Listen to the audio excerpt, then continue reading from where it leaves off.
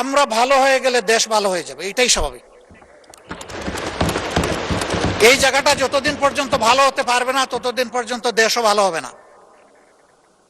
আমি কিছু ম্যাটেরিয়ালস আজকে রেডি করে নিয়ে এসেছিলাম, কিন্তু মাননীয় প্রতিমন্ত্রী আমার ম্যাটেরিয়ালস সব কিছু বাসায় দিচ্ছে।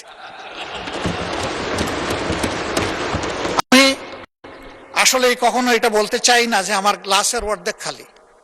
আমি সব সময় বলতে চাই আমার গ্লাসের অর্ধেক ভরা আছে, কাজেই বাকিটাও আমাকে ভরতে হবে। আর যদি আমি খালি বলি তার মানে হচ্ছে অর্ধেক যখন খালি বাকিটাও ফেলে দে। আমি ওই থিওরিতে বিশ্বাস করি না। আসেন আমরা পজিটিভ অ্যাটিটিউডে, সরকারি দল বিরোধী দল বড় কথা নয়, এই হাউস বড় কথা। এই হাউসকে নিয়ে মুভ করি, আমরা মনটা ওপেন করি।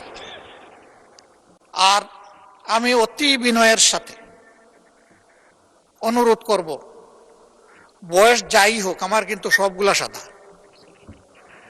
আমার মতো ব্রু সাদা লোক এখানে খুব কম। তো এই দিক থেকে অনুরোধ করছি যে আসেন ওই ঠেলা ধাক্কার রাজনীতি এখানে বাদ দিই। এই জায়গায় আমরা সিনসিয়ার টক করি, পরস্পরকে রেসপেক্ট করি। আমরা যদি মিউচুয়াল রেসপেক্টটা শো করতে পারি, পুরা হাউস রেসপেক্টেড হবে। আমরা ওই জায়গাটায় যেতে চাই।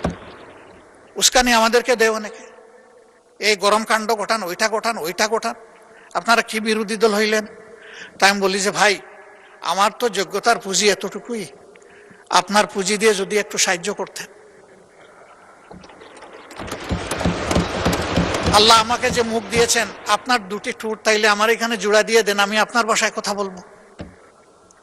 আমি তো আল্লাহর দেওয়া আমার জিহ্বা, আমার ঠোঁটের ভাষায় আমি কথা বলবো, যেটা আল্লাহ আমাকে দিয়েছে।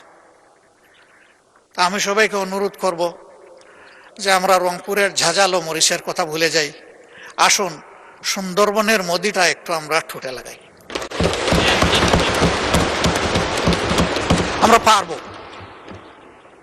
ইনশাআল্লাহ আমরা পারবো। কেন পারবো না?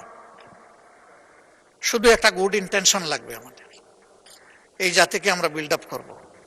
আমি প্রথম দিনই বলেছিলাম যে এই চেয়ারে বসা লোকগুলো এখন ওই চেয়ারে, আবার দুই দিকের চেয়ারে বসা অনেকে এখানে নাই। আমরা কোথায় থাকবো জানি না, আমাদের জেনারেশন থাকবে, আমাদের প্রিয় দেশ থাকবে। আসুন না একটা ভালো প্ল্যাটফর্ম দিয়ে যাই। এখন করতে পারি, এই জায়গায় পড়ে যেতে পারি। 19 জুলাই 2024 তো পড়ে গেছিলাম, 24 না 25-এ। সেই পড়া থেকে অনেকে উঠে আসে না। আল্লাহ আমাকে জীবন দিয়েছেন, আবার নিয়ে যেতে পারে। হয়তো সংসদ প্লাজায় কালকে আমার জন্য আপনাদের দাঁড়ানো লাগতে পারে, কিন্তু একটু শান্তি নিয়ে মরি, যে দেশের জন্য ভালো কিছু করে যেতে পারলাম সবাই মিলে। আমাদের অ্যানসিস্টরস যারা ছিলেন, যেটুকু অ্যাটমসফিয়ার তারা আমাদেরকে দিয়ে গিয়েছেন, আমাদের সাকসেসরদের মিনিমাম এইটুকু আমাদের কাছে পাওনা। কিন্তু আমাদের সমাজ ওই জায়গায় নেই। আমরা আমাদের বেজ লাইনে আগে যাই, তারপরে ইনশাল্লাহ হিমালয়ের চূড়ায় আমরা আস্তে আস্তে উঠবো। আমরা পারবো ইনশাল্লাহ, না পারার কোনো কারণ নেই। আমি স্পেসিফিক্যালি আমার কিছু। জি মাননীয় নেতা, আপনার বক্তব্য কন্টিনিউ করেন, সময় আরো বাড়িয়ে দেন 3 মিনিট দয়া করে। Thank you so much. আমি সরি, সময়ের দিকে খেয়াল করতে পারি না, এই জন্য আপনার কাছে মাপ চাচ্ছি। আমরা এই বিষয়টাকে টোটালি অ্যাড্রেস করার জন্য এবং একটা টোটাল সলিউশনের জন্য যদি সরকারি দল ফিল করেন যে আমরা একটা কমন কমিটি করব, আমরা সাড়া দেব ইনশাআল্লাহ। আমাদের কিছু প্রপোজাল আছে, আমরা আপনাদের হাতেই তুলে দেব, কারণ এক্সিকিউশন হবে আপনাদের মাধ্যমে। আমরা শুধু পরামর্শ দিয়ে সহযোগিতা করতে পারব, বাস্তবায়নটা করতে হবে সরকারকেই। ওখান থেকে সরকার যেটুকু মনে করে নিবে, যেটা মনে করবে যে এটা প্রযোজ্য না, ফেলে দিবে, অসুবিধা নেই।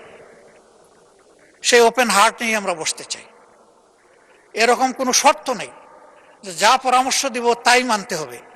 যদি পরামর্শ এইরকমই হয়ে যায়, এটার পরামর্শ থাকে না, এটা ডিকটেশন হয়ে যায়। আমরা ওই ডিকটেশনও পছন্দ করব না।